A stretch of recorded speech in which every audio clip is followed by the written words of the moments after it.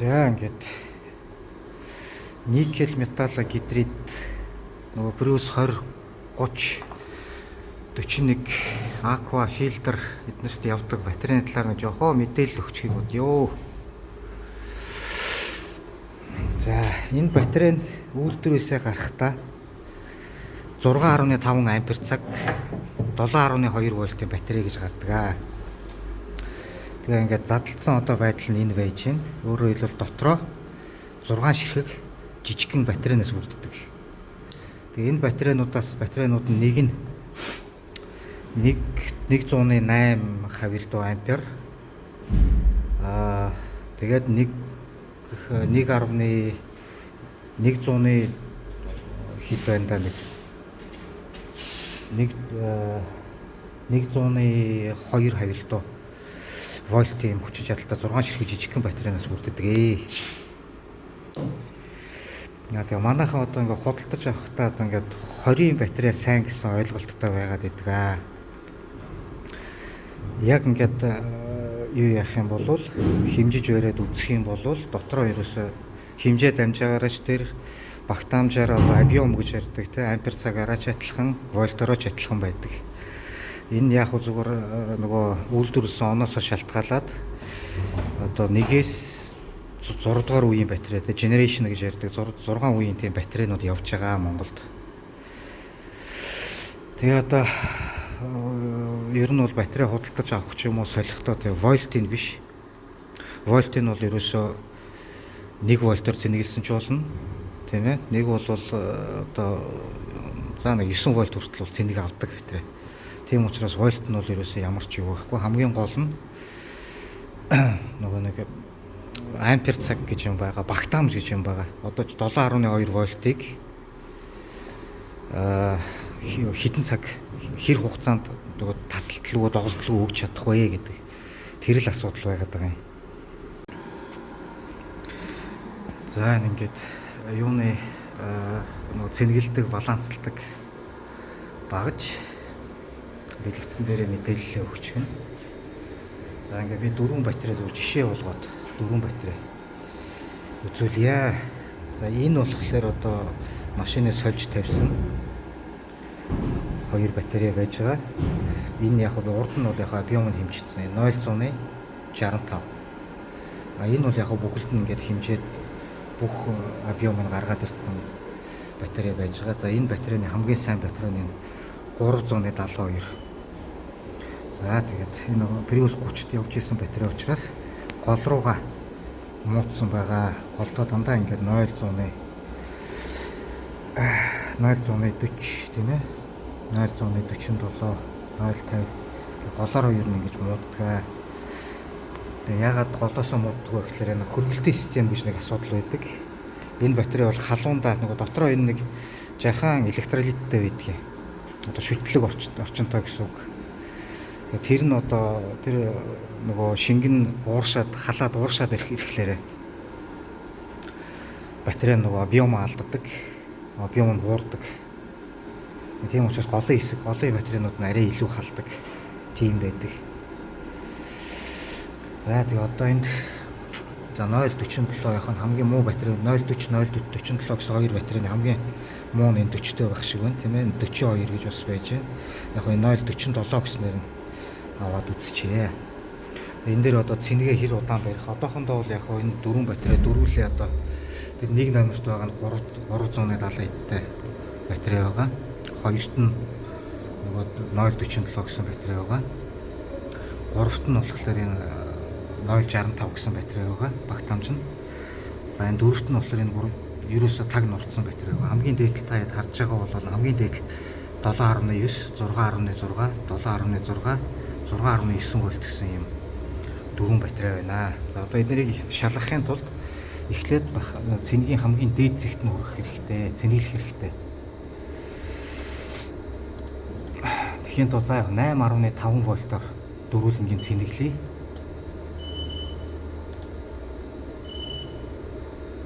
За ингээд цэнэглээд эхэлж байна тийм ээ.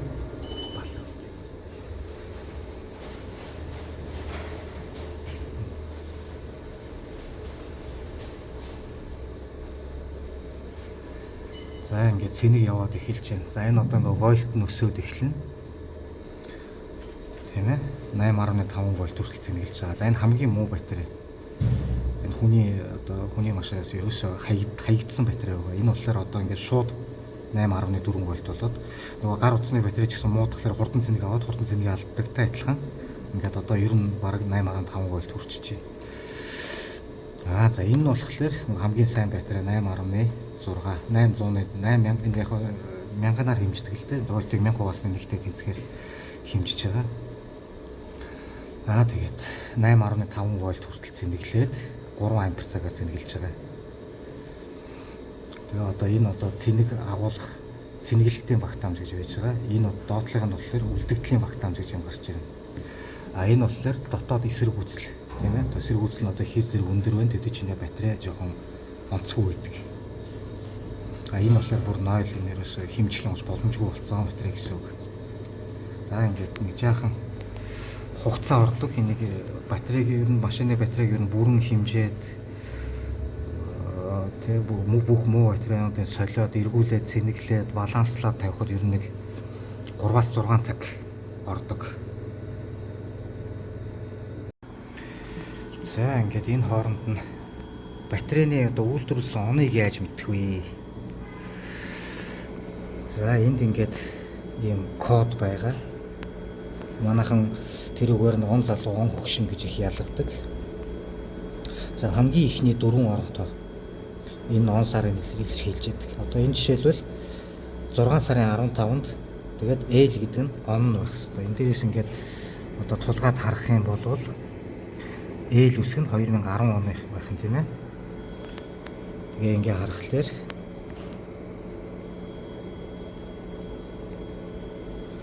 6 сарын 15, 10 оны 6 сарын 15-нд үйлдвэрлэгдсэн батарей байж байна.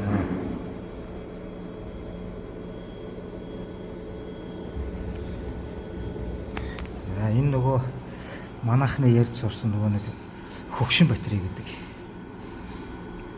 За энэ болохоор 074i гэж хэлж байна. I үсэг нь энэ дээр ингээ харахлаар 2007 оных байх нэ тийм ээ. За тэгэхээр энэ одоо 2007 оны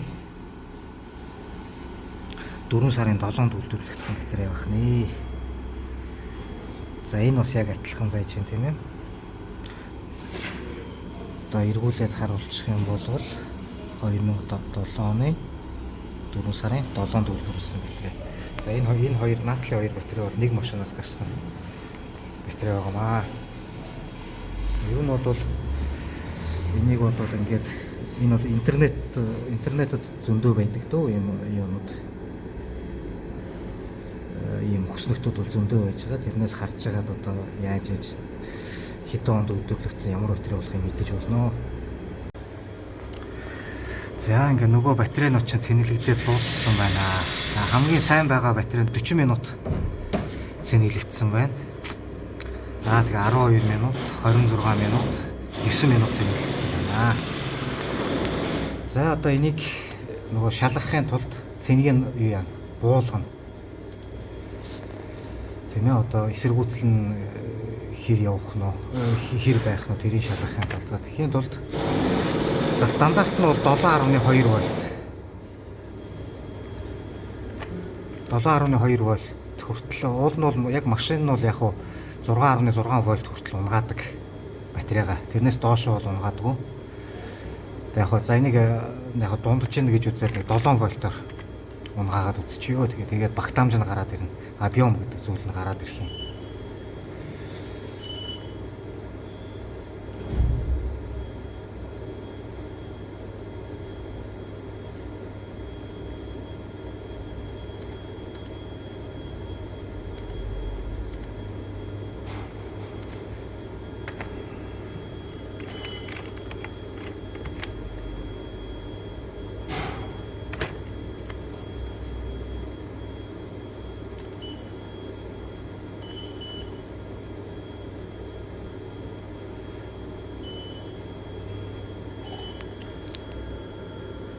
За одоо ингэж цэнийг нь унгааж эхэлж байна. За энэ нөгөө нэг хамгийн муу батарей маань ерөөсөө шууд 7.2 вольт хүртэл унаад. Тэгээд ямар ч багтаамж байхгүй, ампер цаг байхгүй байна. За одоо ингээд энэ discharge capacity гэдэг дээр энэ дээр одоо үлдэгдэл багтаамжинд гарч ирнэ. За энийг ингээд бүрэн хэмжээд дуустал энэ батарей юу маань нэг ойролцоогоор 30-40 минут болох баха. За нөгөө энэ батарейд чинь бас нөгөө нэг одоо батарей л болсон байна. Нөгөө анод, катод тийм ээ шүлтлэг орчин одоо электролит шингэн эднэр байдаг. За тэгээ ер нь бол нэмэх тал нь катод, хасах тал нь анод гэж явдаг. Тэгээд ер нь бол яг энэ бол полимер электролиттэй байдаг л да. Ер нь бол одоо сүүлийн үеийн батарей нөгөө юу байхгүй, кислота гэж юм байхгүй. Тэгээд цэнийг нь бол одоо хасахаасаа нэмэх тал руугаа гүйдгээ. Тэгээд ер нь бол нөгөө хасах тал дээр нь электронуудын илүүдэл үүсгээд одоо нөгөө цэнэглэгч одоо тийм шүү дээ. Нэмэх тал дээр электронуудын тийм дутмаг байдал үүсгдэг. Тэгээд тэндээсээ нөгөө хасахаасаа нэмэх рүүгээ электронууд нь гүүхийг л одоо нөгөө одоо хүчлөх гэж одоо юу гэдгийг нөгөө батарей юу яах гэж одоо юу гэдэг лээ. Одоо нөгөө тэгжэл хэрэглэгддэг л идэв байгаа юм л да. Одоо тайлбарлахад айгүй хэцүү юм аа.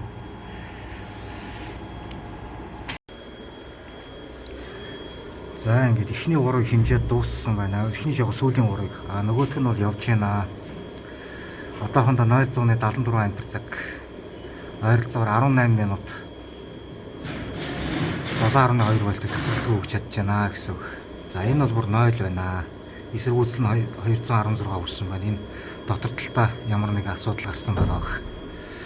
За энэ 0.6 минут 7.2 вольтыг өгч чадсан байна. 0.26 ампер цаг. За энэ бол ерөөсөө жинхэнэ нөгөө нэг 0 гэдэг батарей л баг шиг байна да.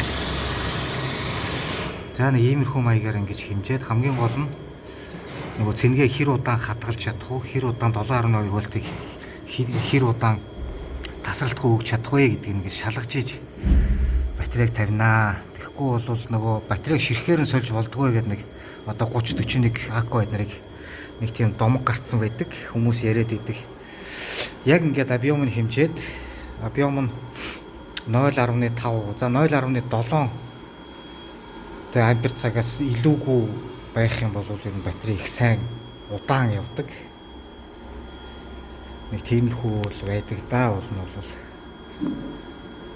За ингээд саяны нөгөө хэмждэг батарей одоо энэ 0.0-тай энэ ерөөсөө юу ч байхгүй батарей 0.26-тай. Энэ бас энэ юу гэх ч одоо энэ тэмдэглэжтэй. Энэ 0.47-г энэ дэр нэг цэг тавьчих. За энэ батарейг шалгаж үзэн. За энэ хамгийн ихний батарейг бас шалгаж үзье. Одоо нөгөө энэ яг би объемын угсаа нэгэнд хэмжигдсэн. Тийм батарей байж байгаа. Энэ нөгөө Prius 30-д явж исэн батарей. Одоо ингээд голоороо яг ингээд объем модод. Одоо энэ 0.39 те 0.47, 0.50 энэ 0-тай батарейнуудыг бүгдийг авч хаянаа. Тийм ээ. Энэ яг энэ одоо дундаж үзүүлэлт нэг 2.8 хавилтуу батарей угсрахад ерөнхийдөө бол болохоор одоо эндээс тийм ээ. Тэгээ ингээд объемын ер нь объемуудын бүгднгийн сайхан чигдэх нь 0.7 ампер цагаас хэтрэхгүйгээр чигдэхүү угсарч байгаа юм бол батарей бол маш сайн явдаг, их удаан явдаг. Тэгээ ер нь нэг жилд 2 жилд нэг удаа ч юм уу одоо батарейг одоо үйлчлэгээ хийлгээд баланс хийлгээд задлаад захад байгаа батарейнуудыг гол рууг нь авч тавиад голд байгаа батарейнуудыг зах руу нь гаргаад объемыг хэмжиж хагаад ингээд тавих юм бол ер нь батарей бол илүү удаан явдаг. Нэг тийм үйлчлэгээ хийхэд ер нь жилээ бол ямар ч асуудалгүй даадаг. За одоо ингээд нөгөө манайхны хэмжиж яадаг нөгөө аккумулятор хэмждэг юмар хөтөлөө хэмжээд үзье. Тэгээ ямар шиг үзүүлэлт гарах нь.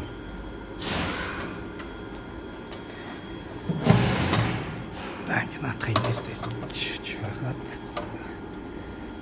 хасахын энтэл дээр цаатлахын эхлэх юм чинь. Энэ хоёрын зэрэг барих хэрэгтэй юм.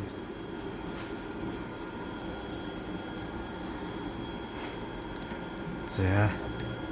Бэрсэн үү?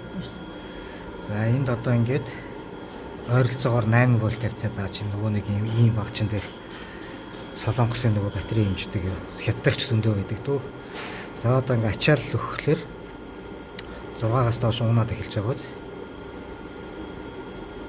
За энэ ерөнхийдөө бол за нэг 5-аас илүү секунд өгөх юм бол батарейга цэнгийн хэтэрхий доош нь унгаад нөгөө батарей нь нэг 5 вольт 5.8 5.6 вольтоос доошоо унах юм бол цэнгийг унах юм бол доторх электролит нь эсэлддэг.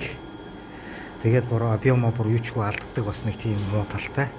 За хийх хүрсэн. За энэ нөгөө нэг юучгүй нөгөө нэг 0 байгаа. 0 гэсэн батарей. За энийг ингээ харахад ойролцоогоор 6.5 вольт 7 вольт зааж байна. Ачаал өгөхлөөр шууд 2 вольт руу. За ийм болсон батарей нөгөө нэг үлдсэн батарейгаа чирдгээ. Тэгээд нөгөө бусад батарейнуудаа буулгадаг. Унгаадаг тийм байлаа. За одоо энэ хамгийн захихыг хэмжээд үзчих.